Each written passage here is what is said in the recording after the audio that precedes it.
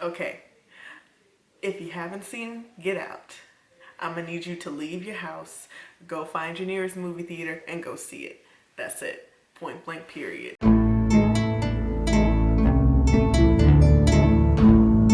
So yesterday I recorded a video and it was my initial reaction to Get Out.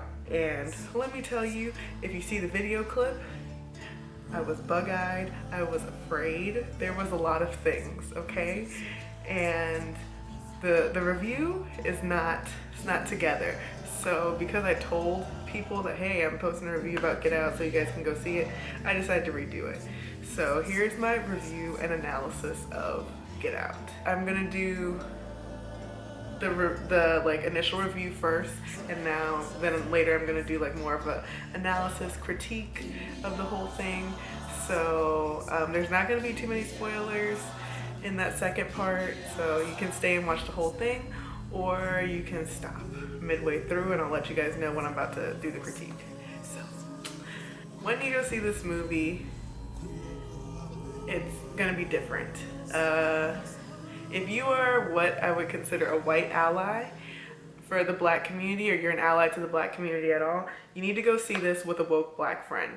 And if you don't have a woke black friend, go see the movie, be confused, come back to this movie clip later. But it's gonna bring up a lot of topics that black people, we ourselves, maybe cannot convey through just everyday words. And this artistically conveys and exaggerates things that we have issues with as black people. I don't know if you guys know this, but Jordan Peele's whole career is pretty much showing comedically how black people function in white spaces. So this is definitely in line with what he does comedically, and now he's just made it like serious and made it a movie. If you're black, you should go see this. First of all, support black businesses. It's Black History Month. Thirdly, I really want this to be super big in the box office because I'm tired of people saying that we don't support our own people. And also, this got 100 on Rotten Tomatoes, so just cinematically, it's gonna be pretty good. I'm just saying, you might be a little uneasy during the middle and during the climax of the movie. I know I was at some point. I was in a reclining chair at a theater. I had to put my chair down and be like, so I can understand, but trust me, stay all the way through. This is a great movie. Now we're doing the analysis part.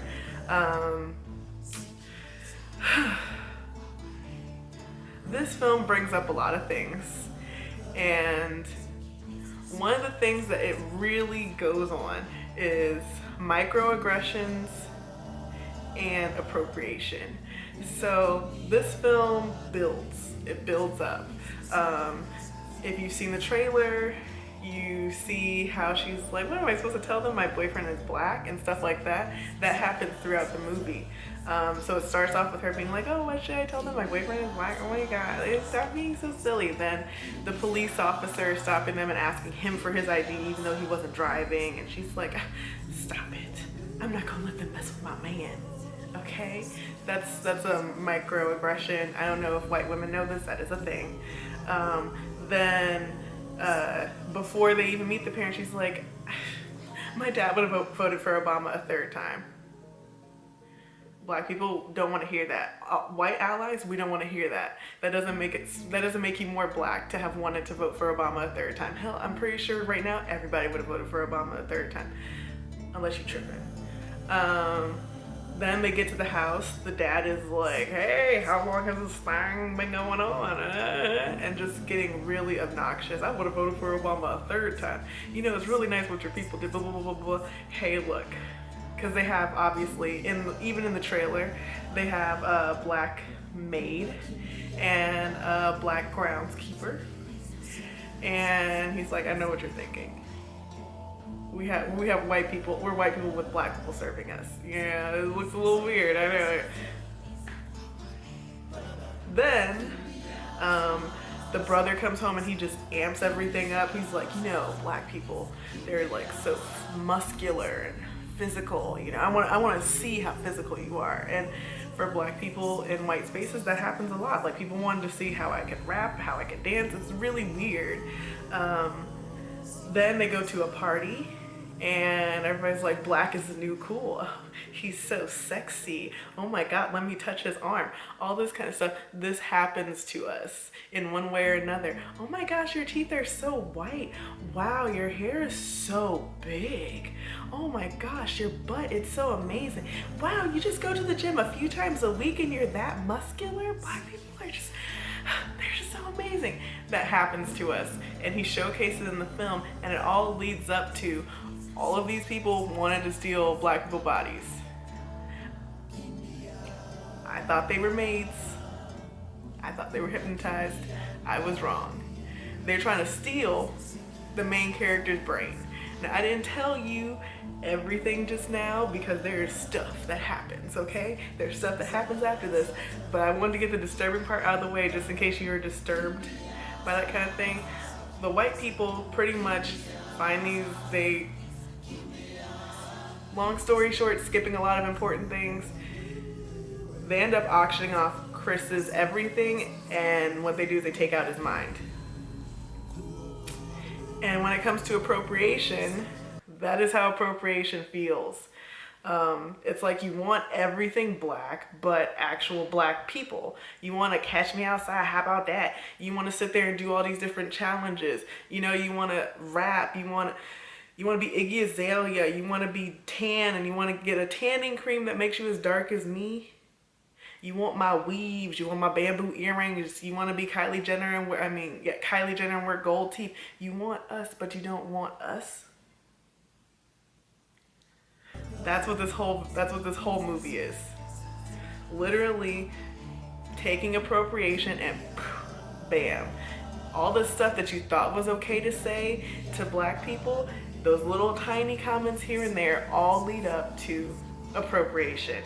If you're a black person in a white space, it's very hard for you to call out white people on appropriation. It's really hard. Hell, if you're a black person in a non-black space, it is hard to call out appropriation.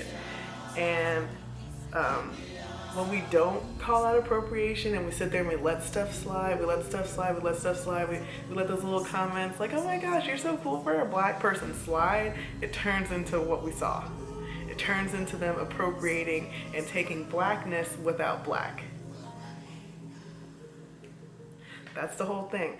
Also, it does touch a little bit on interracial relationships. I support interracial relationships. I've been in a lot. However, in the black community, black men have started glorifying white women, and that is problematic. I don't know exactly what the movie says about it, but I thought it was very interesting that they used a very, very dark black man and a very pale white woman to, show us this relationship. Another thing that I would like to say from like a film analysis standpoint, I really like the fact that he had the best friend, because the best friend Rod was the black voice. The main character, I don't know if you can tell, he's more, clean cut, educated, kind of like the black guy who lives in the suburbs, but his friend is in New York, in Brooklyn, representing everything that black people thought in the theater, everything we were saying in the theater, like, nah man, don't be going to no white people's house, blah, blah, blah. His friend said it. So just know when you're watching this movie, if you haven't watched it already, Rod is the black voice. If you didn't have a woke black friend to take to the movie, you're welcome. I'm your new local